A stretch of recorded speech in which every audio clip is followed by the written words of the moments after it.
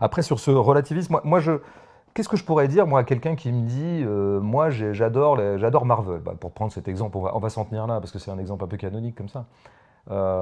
Moi, je vais pas lui dire, bah, c'est de la merde, t'es con. Moi, j'aime un cinéma vachement plus intelligent, vachement plus brillant, vachement plus ample. Non, pas de mépris culturel, jamais.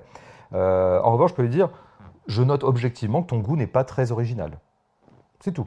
On ne peut pas dire que ton goût soit très singulier, puisqu'en fait, le film dont tu me parles, bah, c'est précisément le film qui a fait le plus d'entrées dans le monde dans les 6 derniers mois. Si tu me dis que ce que tu as adoré les 6 derniers mois, c'est The Batman, que je ne mets pas sur le même niveau que Marvel, mais ou tel autre gros succès des films sortis en salle, je peux au moins noter que, bon... Et donc, je peux peut-être demander à cette personne, je veux dire, ça t'intéresserait pas d'avoir des goûts un peu plus singuliers? Enfin, t'as pas envie de temps en temps d'aller voir dans des trucs, tu sais, où en fait, qui sont pas immédiatement, mondialement standardisés, quoi, ou alors plébiscités.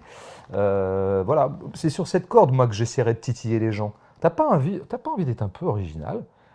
Ça t'emmerde pas d'aimer la même chose que tout le monde, et en plus d'aimer précisément ce que toute une industrie qui a par ailleurs un arsenal publicitaire à sa disposition qui est tout à fait gigantesque, te fait aimer, ou t'invite à aimer, ou t'incite à aimer. Et ce qu'on appelle le battage médiatique, c'est pas rien, quoi.